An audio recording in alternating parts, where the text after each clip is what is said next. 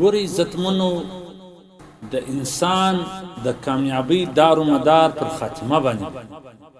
انما الاعمال بالخواتم یعنی چې دی په آخر وخت کې پر کم عمل باندې دی وفات شو کم د آخر عمل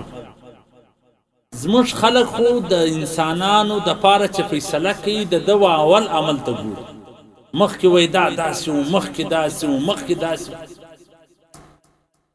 دا د قرآن هم خلاف خبره ده د حدیث هم خلاف خبره ده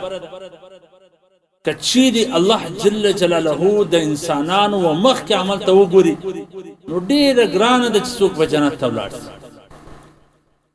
الله جل جلاله په قرآن مجید کې دا آیات فرمایلی دي ومن جاء بالحسنة فله عشر امثالها چې چا نیکي راوړه هغه ته وایي لس نیکي وکړي بعضې کسان نیکي وکړي هغه ځین برباد ومن جاء بالسیئه الله وایي چې چا ګناه راوړله هغو ته د دې سزا وکړي اوس ګوره یو چا ګناه کړی ده خطاوې کړي دي مثلا توبه یې وکښله الله جل جلاله فرمایي فاولئک یبدل الله سیئاتهم حسنات چې زه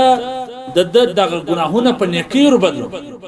نو د یو مؤمن مسلمان ګناه به په نیکۍ بدله سوي او ته به د هغه پیغور کوې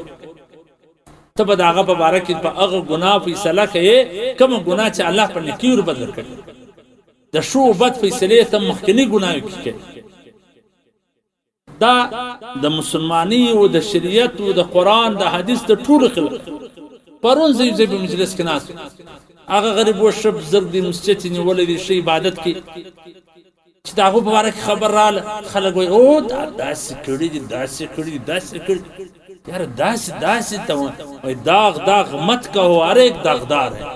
بے داغ صرف یہی ہے جو ہمارے پروردگار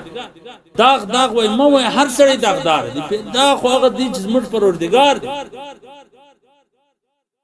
نو د اعمالو د دې د کامیابی دار و مدار ټوله پر خاتمه ده چې د خاتمه پر کوم اعمال وسوله په اخر وخت کې د کوم اعمال د نیکوکار او بدکردار او څنګه لکه په حدیث شریف کې راځي وای یو سړی به کارونه د جنتیانو کې یې به دوزخي یو سړی به کارونه د دوزخیانو کې یې به جنتی دا باید زموږ تاسو په دماغ کې دا خبره پرته وي